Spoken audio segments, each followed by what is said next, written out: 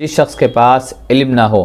اس کے لیے قرآن کا ترجمہ پڑھنا کیسا ہے؟ قرآن مجید یہ اللہ تبارک و تعالی نے امت کے لیے رہنمائی اور روشنی کے لیے نازل فرمائی ہے، لہذا ہر وہ آدمی قرآن مجید کے ترجمے اور تفسیر کو پڑھ سکتا ہے جو پڑھنے کی استطاعت رکھتا ہو، لیکن چونکہ قرآن مجید کے بہت سارے ترجمے اور بہت ساری آیات کی تفسیر بسا اوقات مشکل ہوتی ہے، ایرا غیرہ اس تفسیر کو نہیں سمجھ سکتا، اگر وہ اپنی سمجھ سے سمجھنے کی کوشش کرتا ہے تو غلطی کھا جاتا ہے۔ اس لیے یہ بات کہی جاتی ہے کہ جس آدمی کے پاس صحیح اور اچھا علم نہ ہو وہ قرآن مجید کا ترجمہ نہ پڑھے، اور اگر پڑھتا ہے تو جہاں بھی کوئی کھٹک محسوس ہو، جہاں بھی اسے بات سمجھ میں نہ آئے تو کسی مستند عالم سے رابطہ کر کے اس کی ترجمہ اور تفسیر کو پڑھ لے،